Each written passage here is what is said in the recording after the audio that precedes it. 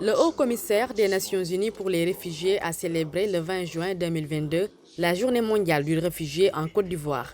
La cérémonie s'est déroulée en présence du chef de l'État ivoirien Alassane Ouattara, d'anciens réfugiés et des représentants des pays d'accueil des réfugiés ivoiriens. Par la même occasion, Filippo Grandi a déclaré officiellement la cessation du statut des réfugiés ivoiriens qui va entrer en vigueur à la fin de ce mois.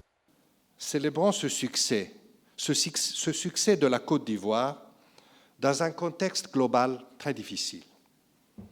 Les conflits s'accumulent, littéralement s'accumulent, et forcent des millions de personnes à fuir. Et si ce n'est pas les conflits, c'est la violence dans toutes ses formes, les persécutions, les discriminations, tout cela compliqué par la crise climatique, l'insécurité alimentaire et d'autres fléaux. Le vice-président ivoirien a, au nom du président Alassane Ouattara, salué l'action des pays d'accueil, rappelant que plus de 300 000 compatriotes réfugiés ont regagné le pays, soit plus de 96% des réfugiés ivoiriens. La Côte d'Ivoire, fidèle à sa tradition de pays d'accueil et d'hospitalité, entend poursuivre ses actions de protection des personnes rendues vulnérables conformément aux conventions internationales.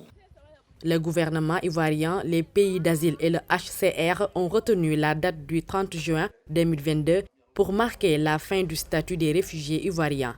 Une décision saluée par le représentant des pays d'asile. Elle est un signe concret du progrès notable de la Côte d'Ivoire que la Côte d'Ivoire a fait pour sortir du conflit et de l'instabilité, pour marcher vers la paix, la prospérité et la réconciliation nationale. La Côte d'Ivoire a retrouvé son lustre d'antan. La Côte d'Ivoire a désormais repris sa place au sein du Comité des Nations. Le gouvernement ivoirien a adopté il y a quelques semaines un projet de loi instituant le statut d'asile national pour les réfugiés. La Côte d'Ivoire ne disposait pas véritablement de texte pour encadrer le statut de réfugié.